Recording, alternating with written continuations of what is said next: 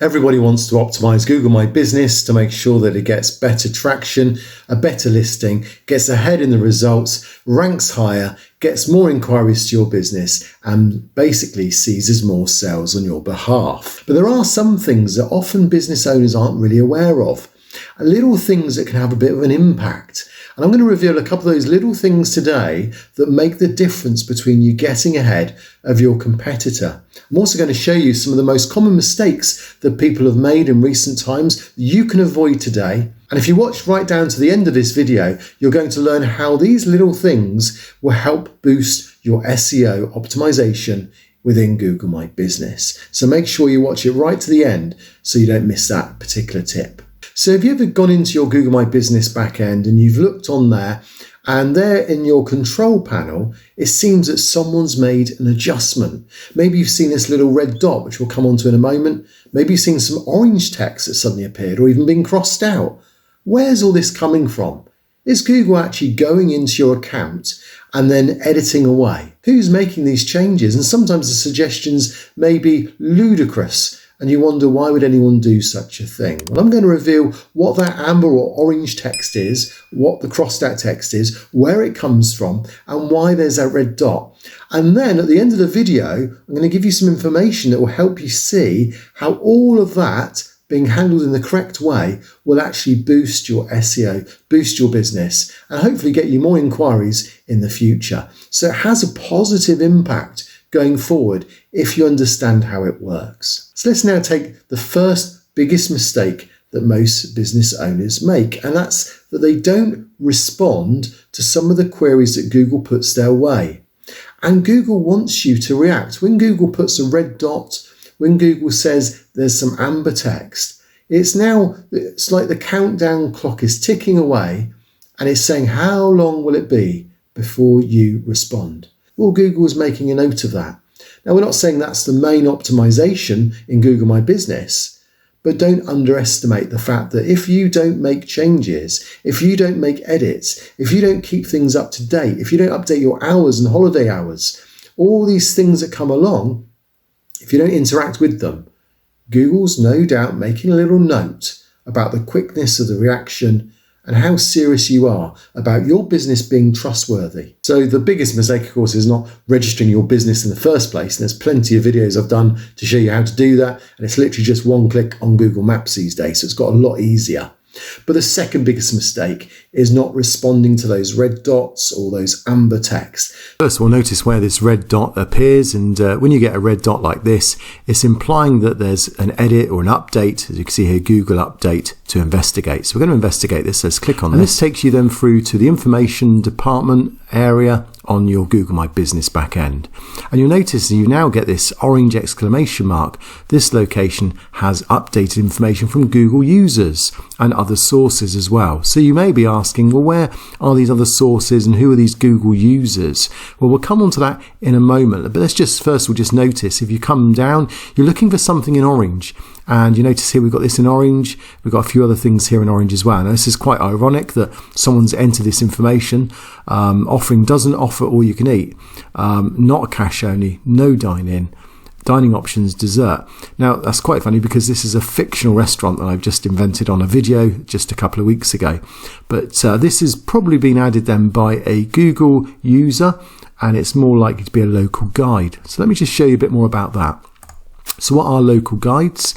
Local guides are people like you and me, where we can enter information on a map, and then what Google was doing was offering certain rewards for certain points. And the higher level you are, then the more likely it is that your changes or what you say will be accepted. So I've got a level 8, I think it goes up to about 11, 10, level 12, something like that. And every time you hit so many points, then you get a higher level, and you get points by your contribution. So for instance, I can give a review. So when I visit a place, I can then, so I went to the range a few days ago, so I can give it a 4-star because it was fine.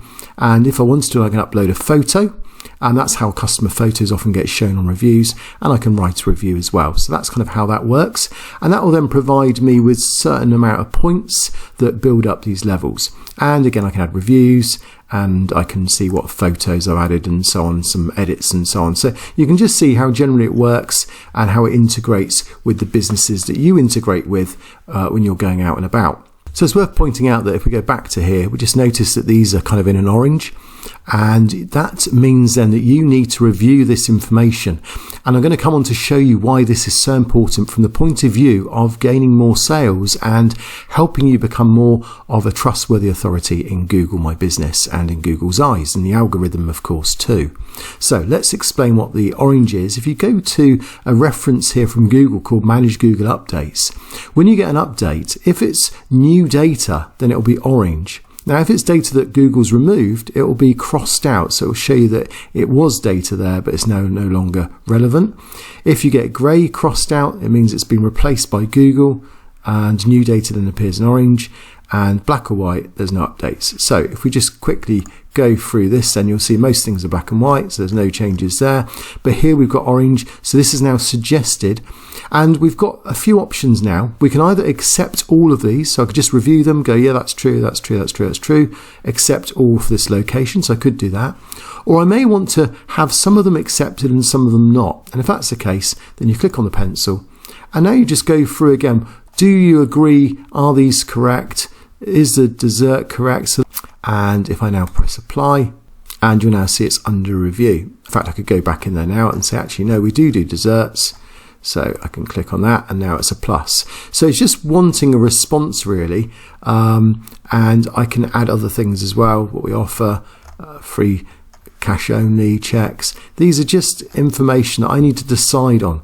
Is it dine-in only? So I can say yes it is. I can say no it's not. I can give it a tick. So I say yes, apply, and again that will go under review.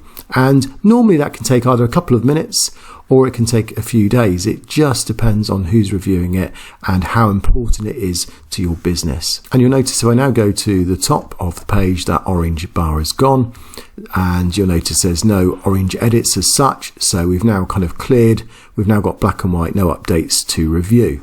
So how does making all these edits really help from an SEO point of view? How are you going to boost your Google My Business optimization under these circumstances? Well, this is the way it works. You may have heard of EAT.